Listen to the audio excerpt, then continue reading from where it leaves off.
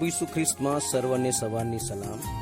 પવિત્ર બાઇબલમાં યોહાને લખેલી સુવાર્તા તેનો 5મો અધ્યાય વચન 24માં આ પ્રમાણે વાંચીએ છીએ, હું તમને ખચિત કહું છું કે જે મારા વચન સાંભળે છે અને મને મોકલનાર પર વિશ્વાસ કરે છે તેને અનંત જીવન છે. તે અપરાધી નહીં ઠરશે, પણ મરણમાંથી નીકળીને જીવનમાં આવ્યો છે. કોણ છે એ મૃત્યુને પ્રેમ રાખે છે? કોઈ નહીં ના. પાપનું પરિણામ છે મનુષ્ય આત્મિક તથા શારીરિક મૃત્યુમાં છે. પાપની સજા પરમેશ્વર દ્વારા અનંતકાળની અગ્નિ એટલે નરક ઠરાવેલી છે. આ સજાથી બચાવવા માટે પ્રભુ ઈસુ ખ્રિસ્તને આ સંસારમાં પરમેશ્વરે મોકલ્યા.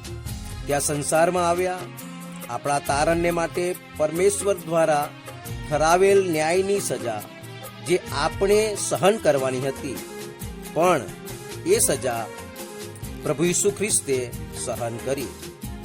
જે કોઈ પ્રભુ ઈસુ ખ્રિસ્તના મરણ તથા પુનરુત્થાન પર વિશ્વાસ કરે છે તેનું તારણ થાય છે અને તે મરણમાંથી નીકળીને જીવનમાં પ્રવેશ મેળવે છે.